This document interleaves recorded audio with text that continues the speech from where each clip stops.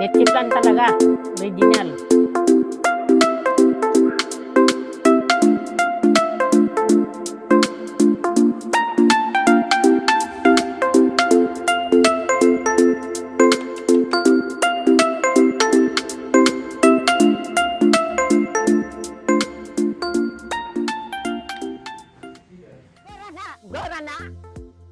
Magandang umaga po sa inyong mga kapitsay. Ako po si Lula Vlogger, Aling Dilin, ang inyong Pitsay Queen. Ngayong araw na ito, gagawa ako ng leche plan.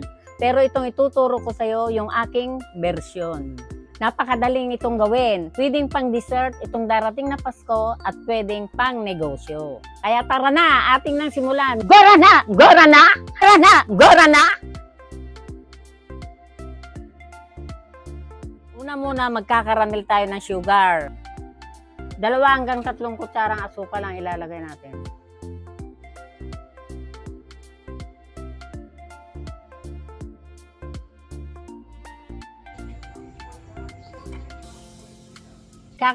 Kakaramelize natin sa mahinang apoy para hindi masunog.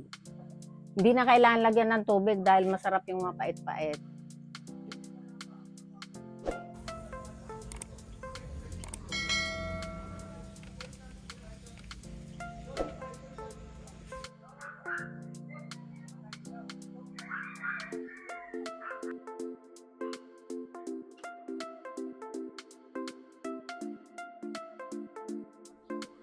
Hindi ko na ibababa para hindi na. Kamil na isasalin na natin. Talyanera.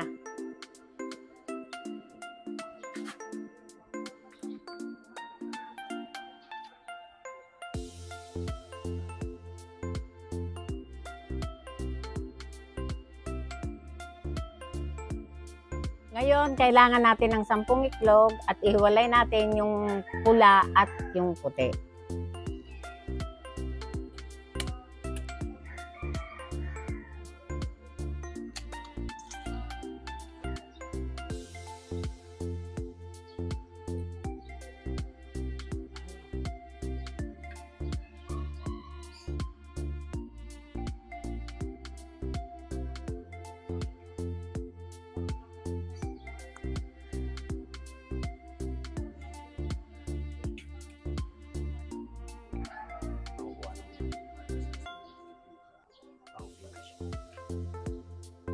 Yung 10 iklog na paghiwalay na natin, lalagyan naman natin ng isang buong iklog.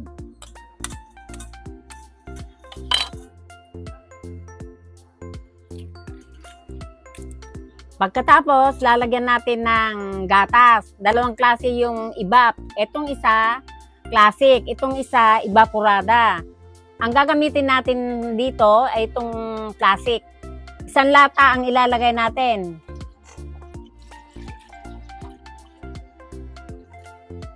Pagkatapos, susunod natin yung condensed milk na classic. Classic din ang gagamitin natin dito.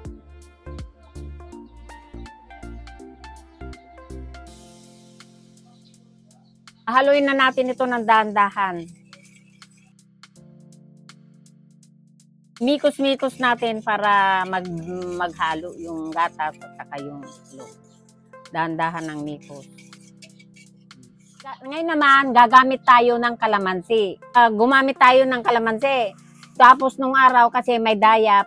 Ngayon wala nang puno ng dayap.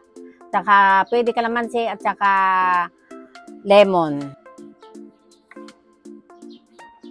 Mga manunod natin sa Amerika, pwedeng gumamit ng lemon dahil doon maraming lemon.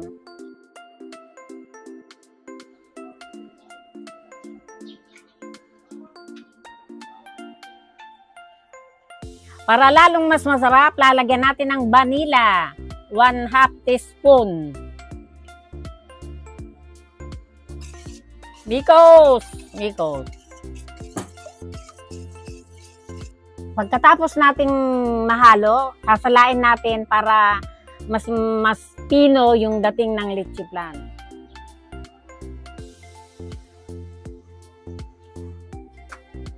Tatlong beses natin sasalain ito para lalong masarap at pinong-pino sa panlasa. may latak na siya. Kaya dapat ito matanggal para hindi magsabit sa bunganga.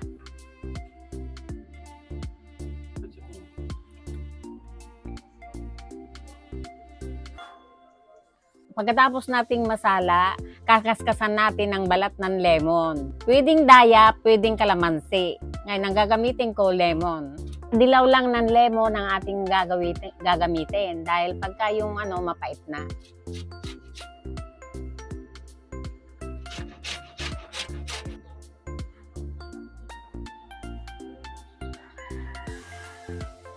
Mikos-mikos lang. Sasali natin sa maliit na lalagyan para hindi tumapon. Para malinis ang lamesa. Yan.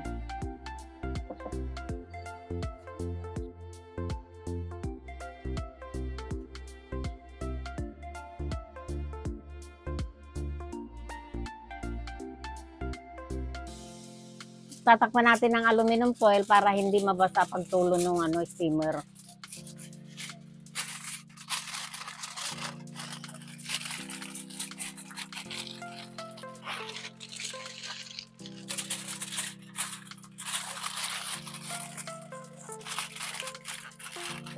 Pag gumagawa tayo, ay magpapakulo na tayo ng tubig para pag natapos na at saka natin ilalagay yung kumukulo na.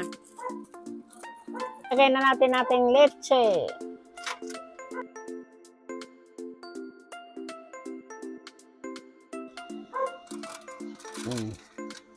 Tatakpan natin tapos i-steam natin ng 30 to 40 minutes. Masyadong malakas ang apoy. Medium heat lang para hindi magiging scramble egg. Jingle bell, jingle bell, jingle bell, jingle all the way. Oh, what fun it is to ride in one horse open sleigh. Hey! After 40 minutes mga kapitsay, eto na. Bubuksan na natin ang ating linutong leche flan. Tang! 1, 2, 3. Ito na ang ating leche flan. Papalamigin natin ito tapos pag malamig na ilalagay natin sa ref. Wow! Ganda.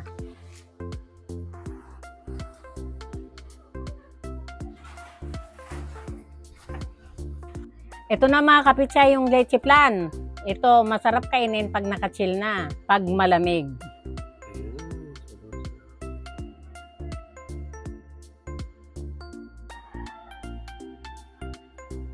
Ito na, sobrang sarap. Leche flan talaga, original. Sana po inyong masubukan mga kapetsay. Maraming salamat sa panonood ninyo. Sa nanonood po sa Australia, sa Amerika, sa Korea, sa Japan, sa Pilipinas, sa mga baryo Kabaluangan, baryo Giginto. Maraming salamat sa inyo at sana sa susunod panoorin nyo pa at mas marami pa.